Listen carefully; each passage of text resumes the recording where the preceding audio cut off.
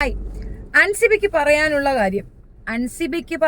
കാര്യം അൻസിബ ആക്ച്വലി ഇന്ന് ഞാൻ ഉച്ചയ്ക്ക് ലൈവ് കാണുന്ന സമയത്ത് അൻസിബ പൂജ എടുത്ത് കുറേ കാര്യം ഇങ്ങനെ ഇരുന്ന് പറയുന്നുണ്ട്. അൻസിബയ്ക്ക് എന്തോ നന്നായിട്ട് ഹേർട്ട് ചെയ്തിട്ടാണ് അൻസിബ അത്രയും പറഞ്ഞതെന്ന് എനിക്ക് മനസ്സിലായത്. ഇപ്പോൾ ഒരു ലൈവിൽ വന്ന് പുള്ളിക്കാരത്തി വേറൊരു കാര്യം പറയുന്നുണ്ട്. സത്യത്തിൽ ഈ അർജുൻ ഭയങ്കര ഫേക്കാണെന്ന് തോന്നുന്നു. പുറത്തേക്ക് നമ്മുടെ ശ്രീതു പോയിട്ട് ശ്രീതു തിരിച്ചു വരുമ്പോൾ എനിക്കൊന്ന് കാണണമെന്നുണ്ടായിരുന്നു. അപ്പോൾ കണ്ടപ്പോൾ മനസ്സിലായ കാര്യം ഇത് തന്നെയാണ്. അമ്മ നന്നായിട്ട് ബ്രെയിൻ വാഷ് ചെയ്തിട്ടുണ്ട്. ബ്രെയിൻ വാഷ് അല്ല, കൃത്യമായി മകൾക്ക് പറഞ്ഞു കൊടുത്തിട്ടുണ്ട്. ഇത് നമുക്ക് ഏറ്റ പരിപാടിയല്ല, ഇത് നമ്മൾ വിട്ടുപിടിക്കുന്നതാണ് മോളെ നല്ലതെന്നുള്ള രീതിയിൽ പറഞ്ഞു കൊടുത്തിട്ടുണ്ട്. എന്നിട്ട് ഈ ആളുകൾ അവരെ വിശ്വസിക്കുന്നുണ്ടെങ്കിൽ ഒന്നും പറയാനില്ല. ഒന്നും പറയാതിരിക്കുന്നതാണ് നല്ലതെന്ന് എനിക്ക് തോന്നുന്നു. ഏകദേശം ഒരു 4 മിനിറ്റോളം ഉള്ള ഒരു വീഡിയോ ഇപ്പോൾ പുള്ളിക്കാരത്തി ഒരു ലൈവിൽ പുറത്തു വിട്ടിട്ടുണ്ട്. എനിക്ക് കിട്ടിയപ്പോൾ 4 മിനിറ്റ് ഉള്ളതാണ്. ഹായ്, എല്ലാവർക്കും നമസ്കാരം. ഞാനിപ്പോൾ ചെന്നൈയിലാണുള്ളത്. അപ്പോൾ ഇന്നത്തെ ലൈവ് ഇപ്പോൾ എല്ലാവരും കണ്ടുകൊണ്ടിരിക്കുകയായിരിക്കും. അപ്പോൾ ലൈവ് കണ്ടുകൊണ്ടിരിക്കുമ്പോൾ ഞാൻ അർജുൻ്റെ ഒരു വിഷയം പറയുന്നുണ്ട്. അതായത് അവിടെയുള്ള വേറൊരു കണ്ടസ്റ്റൻറ്റ് രാത്രി നേരം വൈകി ഉറങ്ങുന്നത് ആ കണ്ടസ്റ്റൻറ്റിൻ്റെ മാതാവിന് ഇഷ്ടമല്ലായിരുന്നു. അപ്പോൾ ആ മാതാവ് അത് നേരത്തെ കിടന്നുറങ്ങാൻ വേണ്ടി പറഞ്ഞിട്ടുണ്ടായിരുന്നു. അപ്പോൾ ആ മാതാവ് പോകുന്ന സമയത്ത് എൻ്റെ അടുത്ത് നോക്കിക്കോളണമെന്ന് പറഞ്ഞിട്ടാണ് പോയത്. അപ്പം ഞാൻ ആ കുട്ടിയുടെ അടുത്ത് അത് പറഞ്ഞിട്ടുണ്ടായിരുന്നു, നേരത്തെ ഉറങ്ങണം. അപ്പോൾ നേരത്തെ ഉറങ്ങാൻ എന്താ ചെയ്യേണ്ടതെന്ന് ചോദിച്ചപ്പോൾ ഞാൻ പറഞ്ഞു അവിടെ വേറെ നമുക്ക് ഓപ്ഷൻ ഇല്ല നേരത്തെ ഉറങ്ങാൻ വേണ്ടി. ഞാൻ പറഞ്ഞു പാല് കുടിച്ചു കഴിഞ്ഞാൽ ഉറങ്ങാൻ പറ്റും. ഇതാണ് നടന്നത്. അപ്പോൾ ഇത് അവിടെയുള്ള അർജുൻ എന്ന് പറഞ്ഞ കണ്ടസ്റ്റൻറ്റ് ഇന്നലെ എൻ്റെ അടുത്ത് ചോദിച്ചു. അതായത് ഞാനും സുരേഷ് ചേട്ടനും കൂടെ സംസാരിച്ചുകൊണ്ട് നിൽക്കുന്ന സമയത്ത് അർജുൻ അങ്ങോട്ട് വരികയും പാല് കുടിച്ചാൽ നേരത്തെ ഉറങ്ങും എന്നുള്ള കാര്യം എൻ്റെ അടുത്ത് പറയുകയും ചെയ്തു. 2-3 തവണ പറഞ്ഞപ്പോൾ എനിക്കത് എന്നെ കുത്തി പറയുന്നത് പോലെ തോന്നി. അപ്പം തന്നെ ഞാൻ അവൻ്റെ അടുത്ത് പറയുകയും ചെയ്തു, അമ്മയാണ് ലോകത്തിലെ ഏറ്റവും വലിയ പോരാളിയെന്ന്.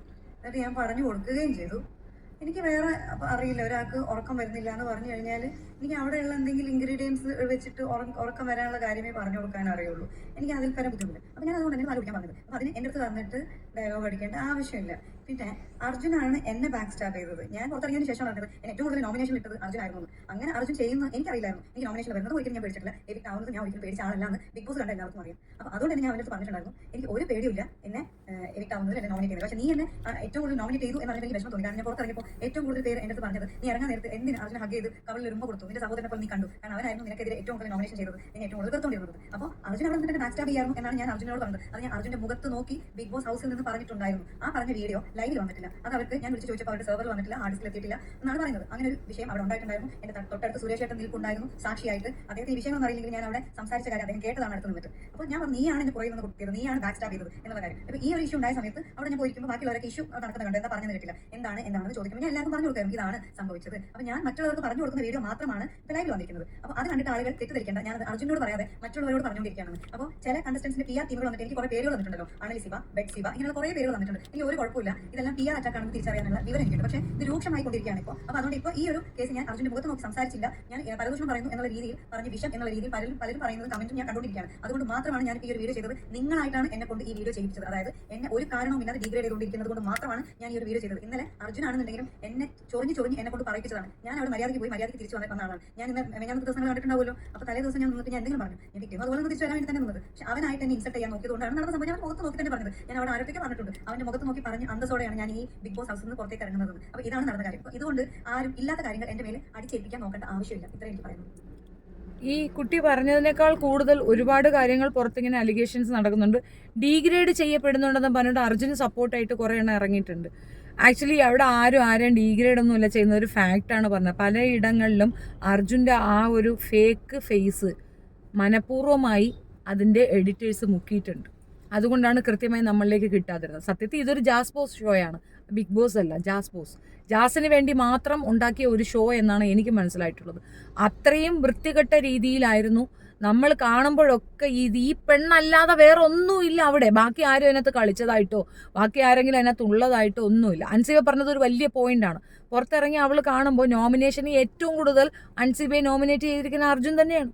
അത്രമാത്രം ആ പെൺകുട്ടീനെ അങ്ങനെ അങ്ങോട്ട് അടിച്ചൊതുക്കാൻ ശ്രമിച്ചത് അത് തീർച്ചയായിട്ടും അവരുടെ ഗൈഡ് ലൈൻ ഉള്ളത് കൊണ്ടാണ്. രഹസ്യമായി നിന്ന് ഒരു രീതിയിലും അർഹതയില്ലാത്ത ഒരു പൊസിഷനിലേക്ക് അർജുൻ വന്നത് ശ്രീതുവിനെ കൂട്ടുപിടിച്ചിട്ടാണ്. അത് ലാസ്റ്റ് മൊമെന്റ് ശ്രീതുവിന് മനസ്സിലായിട്ടുണ്ടായിരുന്നു. ശ്രീതുവിൻ്റെ അമ്മ വന്നിട്ടാണ് പറഞ്ഞ രാത്രി ഉറങ്ങണം, അവനുമായിട്ടുള്ള റിലേഷൻഷിപ്പ് ശരിയാവത്തില്ല. കാരണം ശ്രീതുവിനൊരു ലൈഫുണ്ട്. ചിലർക്കൊരു വിചാരമുണ്ട് പണം ഇതാണ് ലൈഫ്, ഇതിനകത്ത് നിന്ന് എന്ത് പേക്കൂത്ത് കാണിച്ചാലും അത് ഓക്കെയാണ്, പിന്നീട് അത് പുറത്തിറങ്ങി കഴിഞ്ഞ് കിണിച്ച് കാണിച്ചു കൊടുത്താൽ എല്ലാ പ്രശ്നവും സോൾവ് ആകുമെന്നൊരു തോന്നൽ പൊതുസമൂഹത്തിനുണ്ട്. അതങ്ങനെയല്ല. അത് സത്യം പറഞ്ഞു കഴിഞ്ഞാൽ നമ്മളെ തന്നെ നശിപ്പിക്കുന്നതാണ്. ഒരു ഷോയിലാണ് നമ്മൾ പോയിരിക്കുന്നത്. 24 hours വിജിലൻ്റായി ഇരിക്കേണ്ട ക്യാമറകൾക്കിടയിൽ ജീവിക്കാൻ നമ്മൾ പോകുന്നത് കമ്മിറ്റ്മെൻ്റ് ആണ്. അത് കഴിഞ്ഞാൽ അത് കഴിയാതെ അപ്പാടെ വിട്ടിട്ട് ഇറങ്ങി വരിക എന്നുള്ളതാണ്. ഒരുപാട് പേരുടെ ജീവിതം നശിപ്പിക്കാൻ മാത്രം ഉപകരിച്ച ഒരു വൃത്തികെട്ട ഷോ എന്ന് ഞാൻ പറയും ഈ ബിഗ് ബോസിനെ. ബിഗ് ബോസ് അല്ല, ജാസ് ബോസ്. അർജുൻ ഫേക്ക് ആണ് എന്ന് ഒരുപാട് പേർക്ക് മനസ്സിലായിട്ടുണ്ട്. ജാൻമണി പുറത്തു വന്നിട്ട് പറഞ്ഞൊരു കാര്യമാണ്, ഞാൻ ശപിച്ചതും പ്രാപിയതും നോറയല്ല, ഞാൻ ഏറ്റവും കൂടുതൽ ശപിച്ചതും പറഞ്ഞതും ഒക്കെ അർജുനെയാണ്. ബിക്കോസ് അർജുൻ അവിടെ ചെയ്യുന്നതൊക്കെ തന്നെ ഹൈഡ് ചെയ്ത് വെച്ചിരുന്നതിൻ്റെ അർത്ഥം അർജുനെ കൂടുതൽ നെഗറ്റീവാക്കി മറ്റുള്ളവർ പറയാതിരിക്കാൻ വേണ്ടിയിട്ടാണ്. അല്ലെങ്കിൽ അവർക്ക് ഗൈഡ് ലൈൻ കൊടുത്തിട്ട് തന്നെയാണ് രഹസ്യമായിട്ട് വിളിച്ചു വരുത്തുക, കാര്യങ്ങൾ പറഞ്ഞു കൊടുക്കുക. ജാസിനെ മാത്രമാണ് ഏറ്റവും കൂടുതൽ നെഗറ്റീവ്സ് അവിടെ കാണിച്ചിട്ടുള്ളത്. ജാസ്മിൻ അത് ആഗ്രഹിച്ചാണ്. അത് പൊട്ടത്തരത്തിൻ്റെ ഉസ്താദല്ലേ. അത് രണ്ടും കൂടെ വിചാരിച്ചിട്ടുണ്ടെങ്കിൽ ജാസ്മിൻ്റെ വാപ്പായും വിചാരിച്ചിരിക്കുന്നത് കൂടുതൽ മീഡിയ അറ്റൻഷൻ കിട്ടുക എന്നതിനപ്പുറം മകളുടെ ലൈഫ് കത്തി കയറുന്നത് തന്തയ്ക്കും മനസ്സിലായിട്ടില്ല, മോക്കും മനസ്സിലായിട്ടില്ല. അതാണ് എനിക്ക് മനസ്സിലായിട്ടുണ്ടായിരുന്നത്. എനിവേ, അൻസിബ പറഞ്ഞതൊരു വലിയ കാര്യമാണ്. മാത്രമല്ല അൻസിബ വളരെ ജെന്യൂനായി കളിച്ച ഒരാളാണ്. അവൾക്ക് അവിടെ നിൽക്കണമെന്നോ ആളുകൾ വോട്ട് ചെയ്യണമെന്നോ അല്ലെങ്കിൽ ആ ഒരു ഷോയ്ക്ക് വേണ്ടിയിട്ട് എന്തെങ്കിലും സാക്രിഫൈസ് ചെയ്യാൻ ഒന്നിനും അവൾ തയ്യാറല്ലായിരുന്നു. അവളായി തന്നെ അവിടെ നിന്നു. ഒരു പകുതി വരെ അവൾക്ക് ഈ കളി എന്താന്ന് പോലും മനസ്സിലായിട്ടുണ്ടായിരുന്നില്ല. ഇപ്പോൾ അവളെ കയറി ബെഡ്സിബ മറ്റത് അതൊക്കെ സത്യം പറഞ്ഞാൽ നല്ല അട്ടിയുടെ കുറവാണല്ല, വേറൊന്നുമല്ല. ആ പെൺകുട്ടിക്ക് അവിടെ നിൽക്കണമെന്നോ കപ്പ് എനിക്ക് തരണമെന്നൊന്നും പറഞ്ഞില്ല. ഒന്ന് കളിക്കാൻ തുടങ്ങിയപ്പം വളരെ അൺഫെയർ ആയിട്ട് കളി തുടങ്ങിയപ്പോൾ അവളെ പിടിച്ച് പുറത്താക്കുകയാണ് ചെയ്തിട്ടുള്ളത്. കൃത്യമായി കറക്റ്റായി കാര്യങ്ങൾ മനസ്സിലാക്കി സിബിന് നടന്ന അതേ സാധനം തന്നെയാണ് അൻസിബയ്ക്ക് നടന്നിട്ടുള്ളത്. അത് മാത്രമല്ല, ഏറ്റവും ബെസ്റ്റ് കൊടുത്ത ഒരു ടാസ്ക് ആയിരുന്നു ആ 5 സ്റ്റാർ ഹോട്ടൽ ടാസ്ക്. അത് ഒരു കൂറയായ സാബുവിനെ പോലെ ഒരു കൂറ, അവൻ അമ്മിണി ലോഡ്ജിൽ പോയുള്ള ശീലമേ ഉള്ളൂ. അവനതിനെ അമ്മിണി ലോഡ്ജ് ആക്കാൻ ഒരു ശ്രമം നടത്തി. അതിന് അൻസിബ തയ്യാറല്ലായിരുന്നു. അതുകൊണ്ട് അൻസിബയെ പുറത്താക്കി എന്നാണ് ഞാൻ മനസ്സിലാക്കുന്നത്. കൂറത്തരം മാത്രം നാക്കിൽ വരുന്ന ഒരുത്തനാണ് സാബു. അവൻ്റെ ഒരു സർട്ടിഫിക്കറ്റിൻ്റെ ആവശ്യം. അതിനകത്ത് കെട്ടിപ്പിടിയും ബഹളവും ഒക്കെ ചെയ്തിട്ട് ശ്വേതയും സാബുവും കൂടെ ചേർന്ന് പുറത്തു പോയി പറഞ്ഞത് അൻസിബ ഭയങ്കര ഫേക്കായിരുന്നു, ഫ്ലോപ്പായിരുന്നു, അവരതിൻ്റെ ഓണറായിട്ട് പ്രശ്നമായിരുന്നു. സത്യം പറഞ്ഞു കഴിഞ്ഞാൽ ഏറ്റവും കൂടുതൽ ഡീഗ്രേഡ് ചെയ്തത് ഈ പറയുന്ന ജാസ് ബോസ് തന്നെയാണ്. ഒന്നാമത്തെ കാര്യം, ഒരു ഓണർ പിന്നെ അടുക്കളയിൽ നിൽക്കുന്നവർ മോശമായി ഷെഫ് വർക്ക് ചെയ്യില്ലെന്ന് പറയുമ്പോൾ ഓണർ ഹെർസെൽഫ് അങ്ങോട്ട് ഇറങ്ങി നിന്ന് വർക്ക് ചെയ്യുമ്പോൾ അവരതിന് തയ്യാറാവുകയാണ്. എന്നിട്ട് അവരെ അങ്ങോട്ട് അറ്റാക്ക് ചെയ്യുന്നൊരു വിധം ഉണ്ടല്ലോ. ഒരാൾ പറഞ്ഞ് ഒരാൾ കേട്ടു, അതാണ് പ്രശ്നം. അതായത് മറ്റേ ആ ഋഷിക്ക് വേണ്ടിയിട്ട് ഋഷിക്ക് കേട്ടു, ഋഷി പറയും നീ ഋഷി എന്ന വ്യക്തി ചിലപ്പോൾ സ്കോർ ചെയ്താലോ, കാരണം നാളിതുവരെ നന്നായിട്ട് അവനിക്ക് നല്ല പോയിന്റ്സ് കിട്ടുന്നുണ്ട്, നല്ലപോലെ വോട്ട് കിട്ടുന്നുണ്ട്, അപ്പം അവൻ ഇനി കയറി വന്നാലോ, അതിന് പകരം അവനെ ഒന്ന് താക്കാൻ അൻസിബയെ ഇടിച്ചു കാത്താൽ മതി. അൻസിബ മോശം, അൻസിബയെ തീർത്തങ്ങോട്ട് ഇല്ലാണ്ടാക്കുക. അതിന് ഈ സമയത്തെങ്കിലും ആ കുട്ടി പ്രതികരിച്ചെങ്കിൽ ഇതാണ് പ്രതികരണം. എൻ്റെ അഭിപ്രായത്തിൽ ആ കപ്പ് ഏറ്റവും കൂടുതൽ അർഹിച്ചത് അൻസിബയ്ക്കായിരുന്നു. അൻസിബ അർഹിക്കുന്ന കപ്പ് ആർക്ക് കൊടുത്താലും അത് അൺഫെയർ ആണ്, അത്രയേ ഉള്ളൂ. നമ്മുടെ മനസ്സുകളിലേക്ക് കയറിയ ഒരുപാട് പേരുണ്ട്. സിബിൻ, അൻസിബ, ഇവരൊക്കെ തന്നെ നമ്മുടെ മനസ്സുകളിൽ സത്യം പറഞ്ഞാൽ ആ കപ്പ് വാങ്ങി കഴിഞ്ഞു ഓൾറെഡി. ഇത് ഇപ്പോൾ കാണിക്കുന്ന ഒരു പേക്കൂത്ത് മാത്രമാണ്. ജിൻഡോയ്ക്ക് ഈ കപ്പ് കിട്ടുക എന്നുള്ളത് ആത്യന്തികമായ ഒരു കാര്യം, വലിയൊരു കാര്യം തന്നെയാണ്. പക്ഷെ അത് കൊടുക്കുമോ ഇല്ലയോ എന്ന് എനിക്കറിയത്തില്ല. അയാൾക്കാണ് അതിന് അർഹിക്കുന്നത് ഇനി ഉള്ളതിൽ. ബാക്കി ഋഷിക്ക് കിട്ടിയാലും ഒന്നുമില്ല, കിട്ടിയില്ലാലും ഒന്നുമില്ല. എനിക്ക് 1% വരെ ആ ഋഷിയോട് സപ്പോർട്ടുള്ളൂ. പക്ഷെ ജിൻഡോ ആണ് അത് അർഹിക്കുന്നത്. ഇനി ബാക്കി അവിടെ നിൽക്കുന്ന 2 എണ്ണം ഈ എന്ത് പറഞ്ഞാലും അവർക്ക് ബാക്ക് വർക്ക് ഉണ്ട്, PR വർക്കും ഉണ്ട്. ബാക്ക് വർക്ക് എന്ന് പറഞ്ഞാൽ ലിറ്ററലി ബാക്ക് വർക്ക് ഉണ്ട് അവർക്ക്. അതുകൊണ്ടാണ് അങ്ങനെ നിന്നിട്ട് ഈ മാതിരി വർത്തമാനം ഈ എൻഡ് ഓഫ് ദ ഡേ ഈ പെങ്കൊച്ചിനെ കുറ്റി പറയുന്നത്. അർജുൻ അക്ക ഫേക്കാണ്. അർജുൻ്റെ കള്ളത്തരം ശ്രീതു കയ്യോടെ പിടിച്ചിട്ടാണ് പുറത്തേക്ക് പോയിട്ടുണ്ടായിരുന്നത്. ശ്രീതുവിൻ്റെ അമ്മയെടുത്ത് സംസാരിക്കുന്നതിന് മുമ്പ് തന്നെ ശ്രീതുവിന് അത് പറയാൻ തോന്നിയത് വലിയ കാര്യമാണ്. അല്ലെങ്കിൽ അമ്മ പറഞ്ഞത് കേട്ടിട്ടാണ് ശ്രീതു അത് പറഞ്ഞതെന്ന് പറയും. ആ കുട്ടി പാമ്പറിങ് കിട്ടായിരുന്നു, അതിന് മനസ്സിലാക്കി കൊടുക്കാൻ ആ അമ്മയ്ക്ക് സാധിച്ചു. അത് അവൾ അനുസരിക്കില്ല എന്ന് തോന്നിയെടുത്ത് തിരിച്ചു പറയുന്ന ഒരു സന്ദർഭത്തിൽ അവർ അൻസിബയോട് പറഞ്ഞതാണ് ഒരു കൂട്ടുകാരി എന്താകണം എന്നുള്ളതിൻ്റെ ഏറ്റവും നല്ല ഉദാഹരണമാണ് അൻസിബ. ഒരു സൗഹൃദം.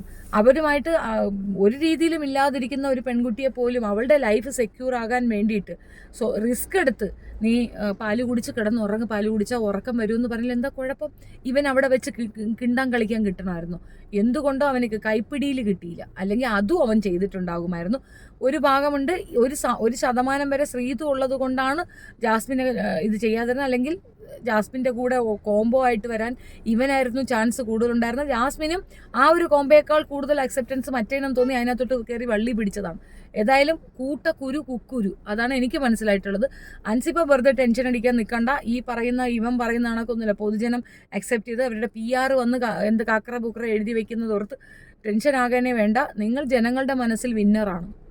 നിങ്ങളും സിബിനും ജനങ്ങളുടെ മനസ്സിൽ വിന്നറാണ് എന്നുള്ളതാണ് എനിക്ക് മനസ്സിലായിട്ടുള്ളത്.